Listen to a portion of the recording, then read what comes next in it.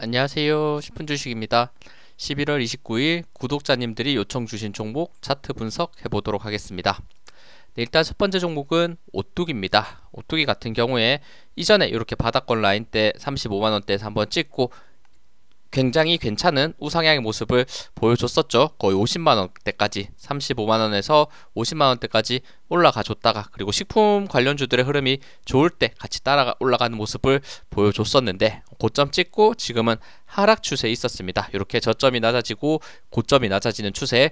근데 오늘 시장이 안 좋았음에도 불구하고 오뚜기는 1.4% 상승을 해냈고, 그리고 최근 요 고점이 낮아지는 요 채널의 흐름에서 약간의 돌파가 나온 모습이 오늘 나왔거든요. 이런 부분이 포인트가 된다면 다시 한번 이평선 모여있는 구간, 지금 매물대가 꽤 쌓여있지만 지금은 일단은 추세를 한번 돌파해주는 모습을 보여줬기 때문에 추가 상승이 나올 수 있다, 이렇게 생각이 들고, 그리고 앞 구간에서 봤을 때 이런 구간 상승 조정 구간에서 봤을 때는 수급도 꽤나 나쁘지 않은 상태에서 움직였기 때문에 이제는 바닥권을 찍고 올라갈 수 있는지 조금은 더 기대해 볼 수 있는 부분도 있는 것 같아요. 또 실적이 또 식품 관련주들이 꽤나 괜찮기 때문에 실적을 바탕으로 충분히 조정 이후에 다시 한번 상승했을 때를 조금 지켜볼 수 있을 것 같다, 추세 돌파를 기다려 볼 수 있을 것 같다는 생각이 드는데, 일단 단기 고점 저항 라인 때는 대략 42만원 정도 있네요. 42만원의 요 전고점 라인과 그리고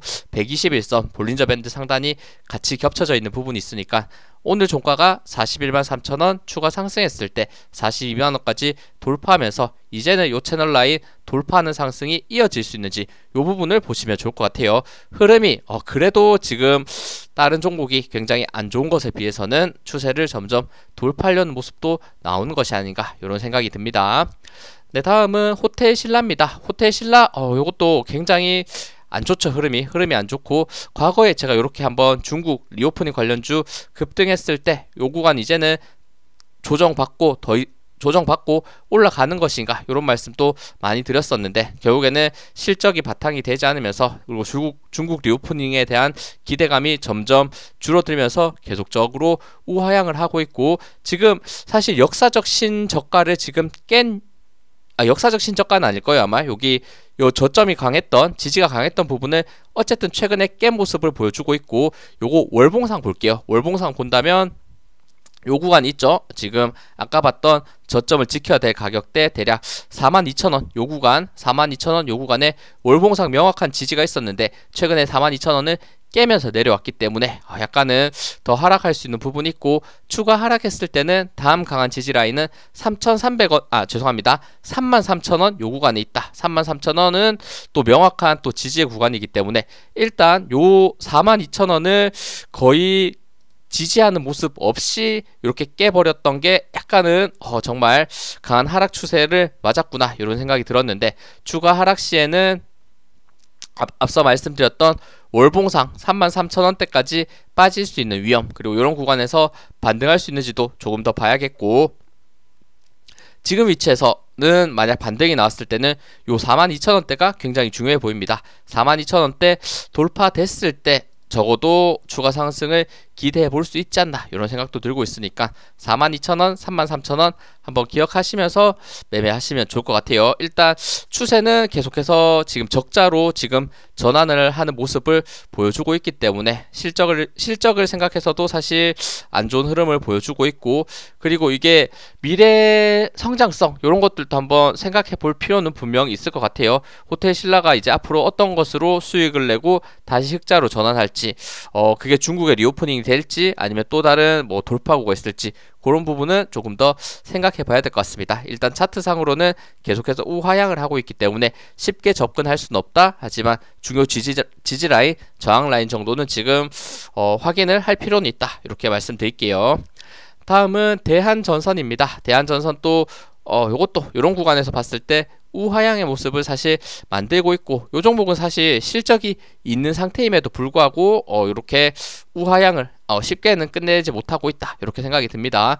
그래도 최근의 흐름 봤을 때 고점이 이렇게 낮아지고 있는 추세 라인을 지금 횡보로서 지금 끊어내는 모습을 보여줬기 때문에 이런 구간에서 바닥권에서 힘이 모이는 구간이 있는 것은 아닌가 충분히 생각해 볼 수 있는 부분 저는 있다라고 생각하고 있기 때문에 일단은 요 고점이 낮아지는 추세를 횡보로서 깨고 있고, 단기적으로는 그리고 또 살짝의 또 하락 요 채널이 잡혀 있긴 하죠. 이렇게 요 구간까지 다시 한번 돌파됐을 때가 조금 더 기대해 볼 수 있는 부분인 것 같고, 추가 하락했을 때는 요 단기 저점 찍었던 가격대가 대략 10,000원 보시면 되겠네요. 추가 하락했을 때 10,000원 깨지지 않는지 요 부분이 굉장히 중요해 보이고, 반등 나왔을 때 일단은 241선 기준으로 보는 게 맞지 않을까 생각드는데, 241선 12,200원 요 가격대 있네요. 요 가격대 라인 다시 한번 돌파되는 게 중요하다 이렇게 보이니까 12,000원 돌파되는지 하락 시에 10,000원대를 지지해 줄 수 있는지 요 포인트를 보시면서 매매하시면 좋을 것 같습니다.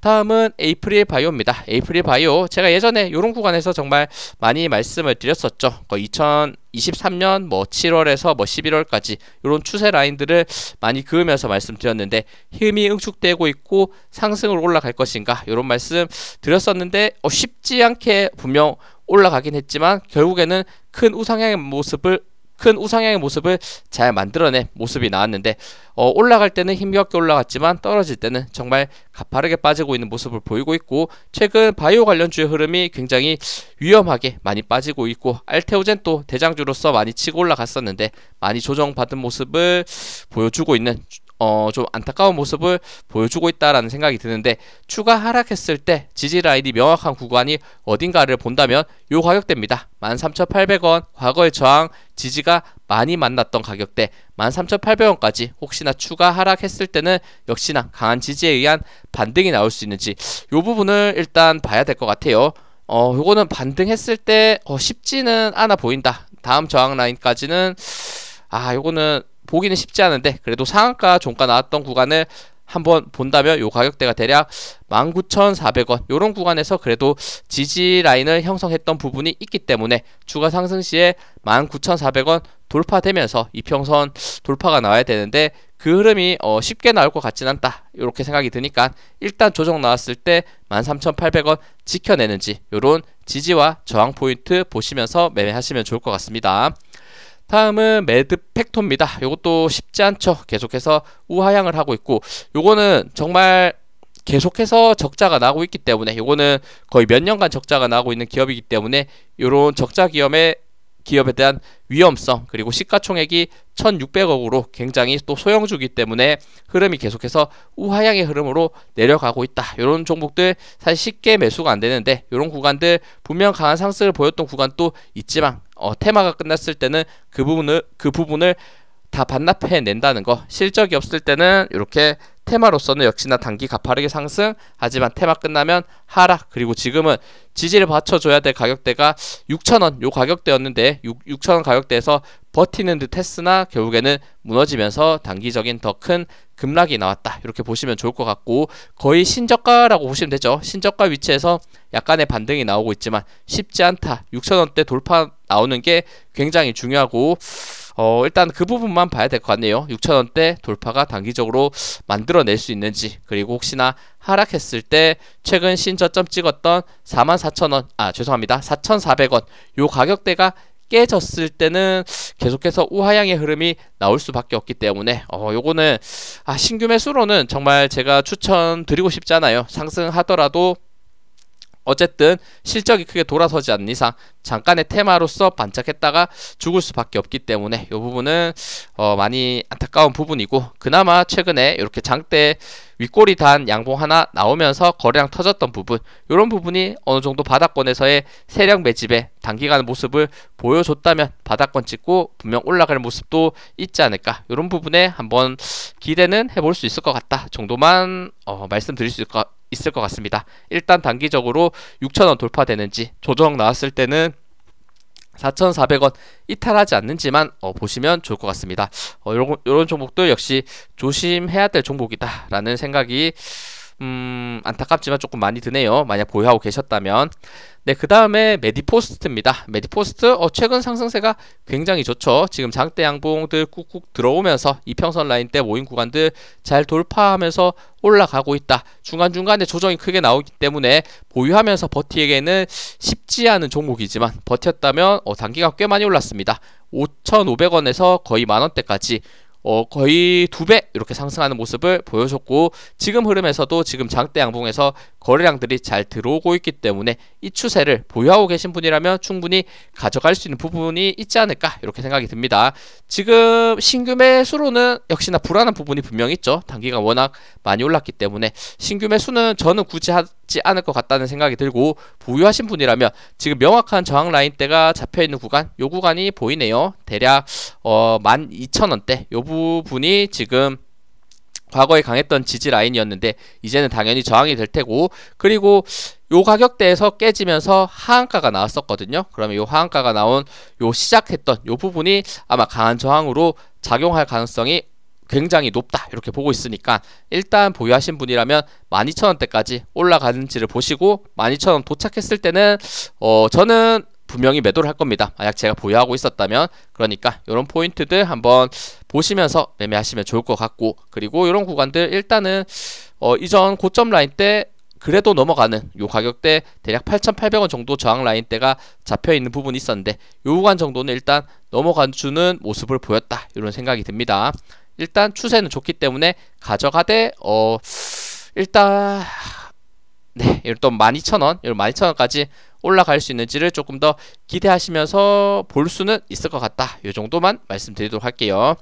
다음은 오킨스 전자입니다. 오킨스 전자도 이것도 쉽지 않은 종목이죠. 이렇게 하한가 2번 나오면서 급락, 추세 하락하는 상황에서 다시 한번 급등. 그리고 아까 제가 금방 말씀드렸던 메디포스트 관점에서 봤을 때 하한가가 딱 나오기 시작했던 요 구간이 역시나 저항이 된다라는 말씀 드렸는데, 오킨스 전자도 요 구간이 저항으로 맞으면서 단기적으로 크게 반등했지만 다시 한번 크게 요 상승폭을 반납해주는 모습을 보여주고 있고, 추가 하락했을 때 다시 한번 이전에 저점 지지 받았던 가격대가 대략 3,600원 정도 되네요. 요 3,600원 정도 되는 가격대까지 하락할 가능성 지금은 있을 것 같아요. 추세적으로 많이 무너지고 있고, 그리고 시가총액도 거의 700억, 굉장히 소형주, 그리고 실적도 탄탄한 종목은 분명히 아니기 때문에 그런 위험성들이 있다는 것. 하지만 하락했을 때 요 3,600원 요 구간에서부터 지지를 받쳐줄 수 있는지가 중요하고,